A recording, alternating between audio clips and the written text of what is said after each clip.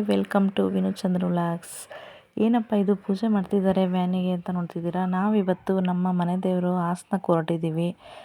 So ನಾವು family full ಹೊರಟಿರೋದ್ರಿಂದ T ಮಾಡ್ಕೊಂಡು ಹೊರಟ್ವಿ.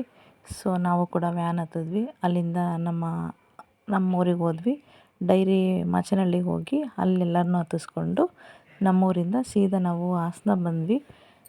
ಹಾಸನ ಬಂದಾಗ ಇದು ನಮ್ಮ ಹೆಣ್ಣು ದೇವರು ದೇವಸ್ಥಾನ. ಇದು ಅಚಲ ಪರಮೇಶ್ವರಿ ಅಂತ ದೇವಸ್ಥಾನ.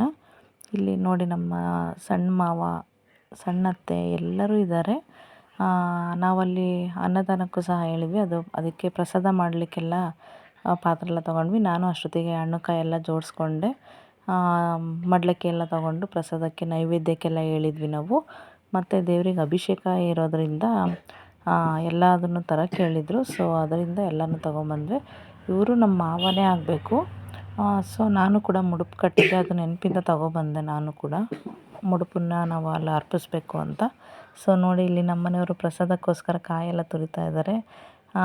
ಮತ್ತು ನಾವು ಇಲ್ಲಿ ಪ್ರಸಾದಕ್ಕೆ ಮೊಸರನ್ನ, ಆಮೇಲೆ ಅವಲಕ್ಕಿ, ಆಮೇಲೆ ಪುಳಿಯೋಗರೆ ಮತ್ತು ಎಲ್ಲ ಫ್ರೂಟ್ಸ್ಗಳು, ಡ್ರೈ ಫ್ರೂಟ್ಸ್ಗಳು ಅಭಿಷೇಕಕ್ಕೆ ಅಂತ ಕೊಟ್ಟಿದ್ದನ್ನು ಎಲ್ಲನೂ ಹಾಕಿ ಪ್ರಸಾದ ಮಾಡಿದ್ವಿ.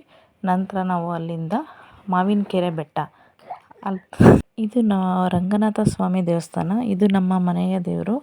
ಇದು ಗಂಡ ದೇವರು ದೇವಸ್ಥಾನ. ಇದು ರಂಗನಾಥ ಸ್ವಾಮಿ.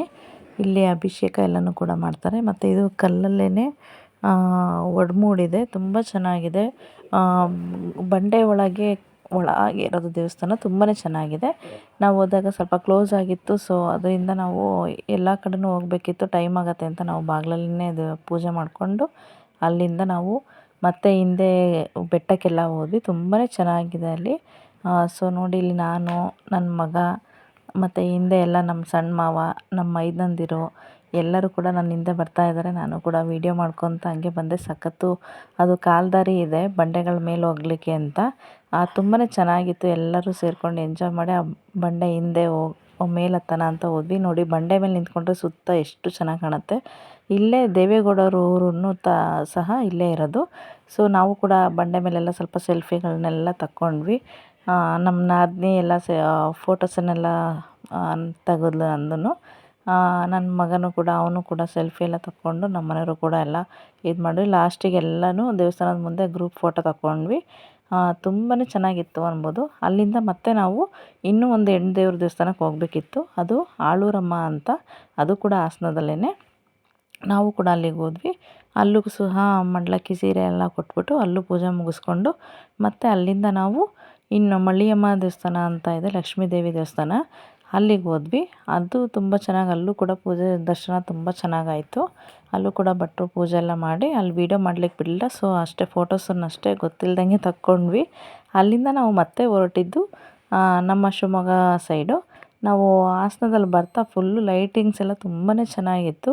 ಅಲ್ಲೊಂದು ಪಾನಿಪುರಿ ಅಂಗಡಿ ಇತ್ತು. ಸೊ ಅಲ್ಲಿ ನಿಲ್ಲಿಸಿದ್ವಿ. ಎಂಥ ಟೇಸ್ಟು ಅಂದರೆ ತುಂಬಾ ಚೆನ್ನಾಗಿತ್ತು. ನಾವು ಕೂಡ ಎಲ್ಲರೂ ಅಲ್ಲಿ ಪಾನಿಪುರಿ ತಿನ್ನೋಣ ಅಂತ, ಸಂಜೆ ಆಗಿತ್ತು ಹೆಂಗೋ 7 ಗಂಟೆ, ಪಾನಿಪುರಿ ತಿಂದ್ವಿ. ಅಲ್ಲಿಂದ ನಾವು ಮತ್ತೆ ಹೊರಟ್ವಿ. ಅಷ್ಟೊತ್ತಿಗೆ ನೈಟ್ ಆಗಿತ್ತು. ತುಂಬ ಚೆನ್ನಾಗಿ ಲೈಟಿಂಗ್ಸ್ ಎಲ್ಲ ಹಾಕಿದ್ರು ಡ್ರೈವರನ್ನು. ತುಂಬಾ ಚೆನ್ನಾಗಿತ್ತು. ಎಲ್ಲ ಡ್ಯಾನ್ಸ್ ಮಾಡಿಕೊಂಡು, ಹಾಡು ಹೇಳ್ಕೊಂಡು ಎಲ್ಲ ತುಂಬ ಚೆನ್ನಾಗಿ ಎಂಜಾಯ್ ಮಾಡಿದ್ವಿ.